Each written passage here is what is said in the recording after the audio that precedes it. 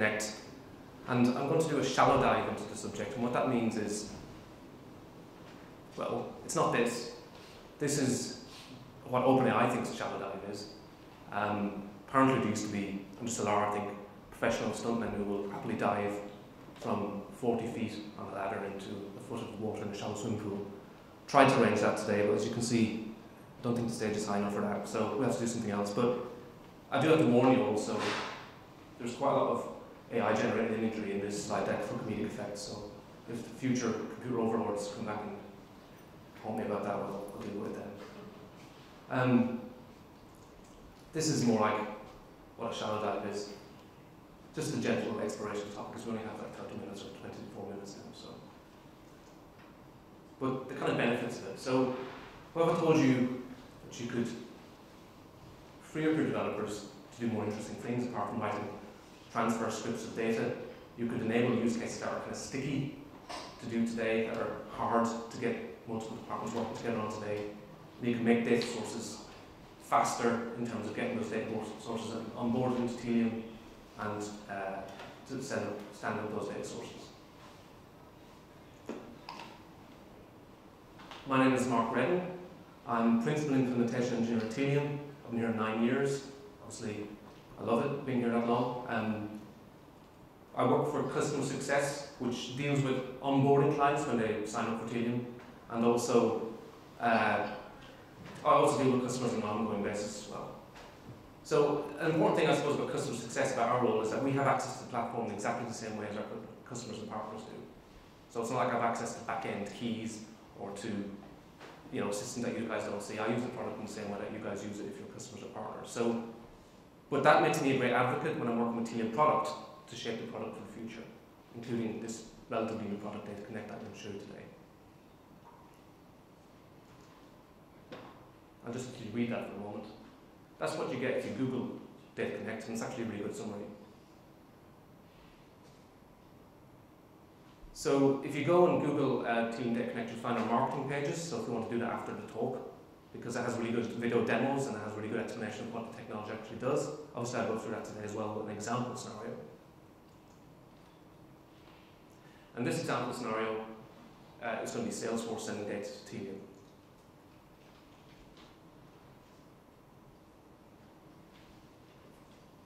So here, this is Salesforce, and we're in the contact view in Salesforce, and we can see that Rose has just been promoted to Senior Vice President. Congratulations to her, but what we want to do is to synchronize that data from Salesforce into audience stream attributes. For example, so that we can, I don't know, send her like a congratulatory email and maybe a product trial or a discount or whatever it is. And we not just send her an email, but we also want to maybe put her in certain LinkedIn segments, all the things that audience stream is good at doing. So we want to synchronize that in close to real time, or real time even, with audience stream. More generally, when any of these kind of key, maybe contact fields in Salesforce change, we want to synchronize that with attributes in audience stream to drive use cases based on that data. So traditionally, you would have two choices in order to achieve that. You could, you could write like a scheduled report in Salesforce and maybe have a team of Salesforce people do that, and then a different team of people orchestrate sending that CSV to Tealium S3 bucket, for example. And from there, Tealium S3 file import is actually relatively near real time. It's every 10 minutes it will scan for new files. So that'd be a relatively quick way of achieving that, but it requires multiple people working together. Or on the right-hand side, you could write some code in Salesforce that allows you to write Apex code that allows you to enable more real-time integrations. When a contact changes, you can send it to Tealium close to real-time. But all of this requires pushing data to Tealium. And until now, actually with Data Connect, everything that you want to send to Tealium requires pushing in one way or another. With Data Connect, you can see it's built into Tealium. It's embedded in our platform, in our UI. You can access it in the same way that I can, as I was saying earlier. And you don't need to push any data to us for the first time. So it could literally be as simple as this. This is called a recipe, and it could just be 2 steps, and that's a perfectly valid production recipe. So when a contact changes in Salesforce, I want you to send that to Tealium, that contact information, to what I talked about earlier. It could just be as simple as that.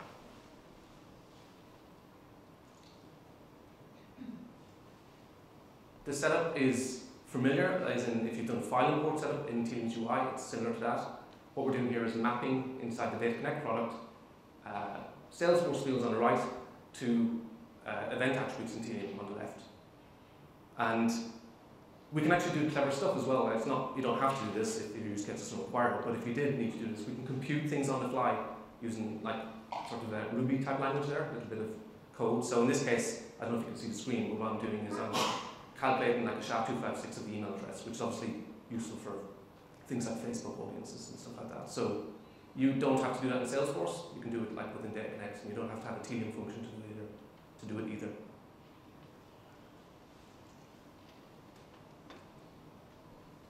This is a view of the Data Connect product when it has actually run the recipe. This is a view of an audit kind of trail of once the recipe is run, either while you're setting up your recipe to debug it, like in other words to get the audience stream attributes correct and enriching correctly. So you can actually, it's not shown here, but I think it's not shown on this screen, but you can replay the data that's being sent. So you can kind of send one record and keep replaying it until you get your audience stream attributes correct. Or once it's in production, once your recipe is in production, you can look back at the last 30 days of data and see what was sent at any point for auditing purposes as well.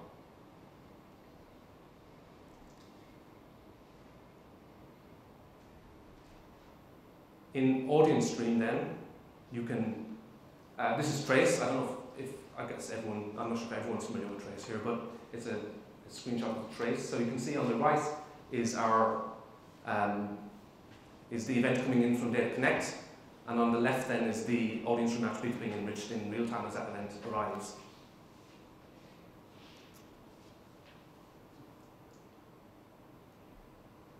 So in the Data Connect product, it's powered by our partner Workato, who are you know, an automation leading kind of platform. I don't know if anyone uses them independently of Tealium, but they're embedded into our product, so you get like a Tealium flavor of Workato embedded in your product if you take Data Connect. It's an add-on product in Tealium, so if you want to talk about it, you can talk to your account executive if you're not a customer yet, or you know, your customer success manager if you don't already have it. And because it's an add-on product, it's kind of built in its own special way, so I'll talk about that next. So this is, Workato builds things by what are called tasks. And this is more attempt at humor here. So like, I did try and get the AI to correct the vacuum hose and not have it go all over the place, but it actually came up with something medically quite unsound, which I thought would better off just not leave in the presentation, so I just left it at that. It's quite difficult to get these images right sometimes. But yeah, going back to tasks. So tasks are, going back to our very simple recipe, tasks are how Workato kind of builds, and each kind of step, well not each step actually, the trigger doesn't count as a task in a Workato recipe generally. So you can kind of check Salesforce as often as you want within reason for change data. But the send data to Tealium, as you can see that one there indicates, that orange one number indicates that counted as one task when the recipe was run. And really what it's trying to do is to optimize the number of tasks that you use in Workato so that you stay within your allowance. And what that's doing here, what we're doing here is, you can see that this keyword batch, what that means is that we can check for Salesforce as often as every 5 minutes to see if any changes. And it's not specific to Salesforce, most of the data sources in Workato can check as often as every 5 minutes if you want it to be that real time. But what that will mean is that your recipe will be sending little bits of data trickling through during the day, and that will consume more tasks because each time that you send that data to Tealium is consuming one task. You can, the batch size for Salesforce, it's different for different apps, which I'll show in a moment, but it's 2,000, so you could wait like maybe every 2 hours to check. It depends on the nature of what you're trying to do. And that would be more efficient because then the batch would be full and you'd be making better use of that single task. You're sending more data into it. That was a very simple recipe. You don't have to read all this. I don't know if you can read all that anyway, but this is an example I concocted, a much more sophisticated case where we're doing lots of different things, and this will consume more tasks. So it really depends on your use case about how many tasks you're likely to consume. But this is going to consume more tasks for 2 reasons. First of all, it's doing more stuff, right? It's talking, in this case, to I think I had talking to Eloqua, for example, I don't know if this would be realistic, but just talking to more systems, talking to Eloqua and I was talking to Redshift conditionally, depending on what it finds in Salesforce, or what it finds in Eloqua, whether the context exists or not. And because it's doing more stuff, that extra stuff counts as extra tasks. But principally, the reason that this is going to use a lot more tasks, this kind of recipe, is because it's looping through the Salesforce context one at a time. So it has to check each individually in Eloqua. So it depends really on the nature of what you're trying to do, and working out the number of tasks that you're likely to consume can be a bit tricky, but that's what we're here to help you with. If you can come and talk to Tealium Professional Services, and we'll absolutely help you work out how many tasks you're likely to need. It's not just about Salesforce.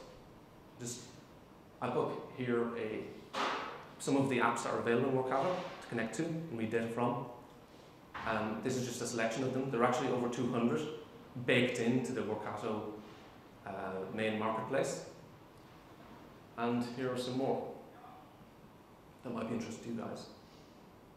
But that's not all. There's also a well-established community apps in Workato as well. You can see here most of these ones on the main page are built by Workato Customer Success, but they can also be built by like the vendors themselves, the source of data vendors, or by independent developers, I believe. So in any case, they have to be approved by Workato before they're listed. So they're first-class quality apps as well. They're just not available out of the box in Workato. And if you want those in the Tealium version, you can just email Tealium's company, and we'll add them to your instance. So there's tons there.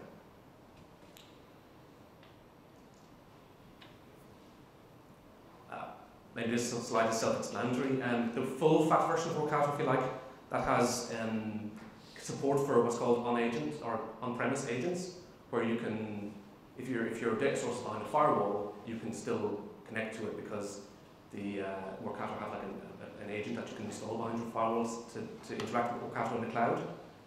The Tealium version of Workato doesn't support that, so just be aware that any data that you want to, anything you want to use in your recipe has to be like a cloud-facing API. So, but in summary, then, hopefully this is giving you a flavour of what the product does and how it works. It takes data, it pulls data, as that's kind of new to us for the first time from various data sources, and sends them to Tealium server side in close to real time to enable things like event streaming use cases that event stream does, and similarly audience stream and data access and everything else that we do server side. So going back to those benefits that I talked about earlier, hopefully you can see now that it would free up your developers to do more interesting things. I don't know what the developers are doing here that's more interesting, but this is what OpenAI thinks developers do in their spare time. I mean, I want to join that company for sure. But it looks good, doesn't it? It also makes your data sources near real time, both in terms of how long, in terms of how long it takes to get data up and running, but it also, rather than sending a scheduled report to us once a day or something, you can have it trickling through us throughout the day, like I mentioned. I'm not sure if the old way of doing things was such a backwards way, because it actually thinks that one of the developers had become so hybridized that she turned into a computer, I think. But yeah, anyway, I'm not sure that's realistic, but yeah. And maybe you can see now, if you have to if you don't need as many teams, I know there's a large number of teams in this image, but a large number of people rather on the team, but you can stand up use cases using a lot fewer resources. Like you could just have a Tealium expert, either us or you guys, and to stand up the whole thing really, because you can design it in that canvas application I showed you to get data into Tealium, and then you can do the audience stream configuration and connect configuration all in Tealium. So you don't need like a team of developers like pushing files to us and things like that.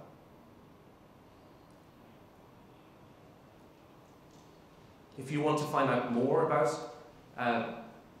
Data Connect, as I said earlier, the marketing pages are great, and they have live, like there's a video of someone building a recipe there that you can watch, and a talk track over that as well. It's really good. But once you have the product, we have obviously a complete suite of documentation about how to use it as well, which is also excellent. And so I'm going to leave you with a little teaser about future product development as well, which is specific to Snowflake initially. This is something that's in internal access at the moment. It's going to be in early access imminently, the inbound Snowflake data source. And it's even closer to file import, because what you just do is, it doesn't need the Workato Data Connect platform at all to do this. It's going to be baked into Tealium's platform. So it's even more familiar to someone who's done file import. You just add it as a data source and map the columns directly from Snowflake to event stream attributes. It will check in much closer to real time if you wanted to. In fact, every 5 seconds if you really wanted that. And it will stream the data to us in real time as that data changes in a Snowflake table, for example. And this is, as I say, it's going to be released imminently. After Snowflake, the next plan is to do Databricks. So if anyone wants to talk about Databricks, please do come and find me, because we'd love to talk to customers about exactly what they want to do with Databricks as a data source. I don't know if any of you guys are using it. Okay. Well, if later on you realise that you'd like to talk about it, please do so. But going back to Data Connect, there's the Genius bar here today, so you can go down and have a demo of it. As I said, there's also a demo of recipe building on our website. If this has resonated with you and you're not you're a Tealium customer but you don't have Data Connect yet, please reach out to your customer success manager. And if you are a Tealium customer and you have Data Connect already, I doubt there's anyone in this camp, but you're probably already using it, right? But if you are, then please check out our documentation and start building recipes. That's pretty much it from me. Thank you.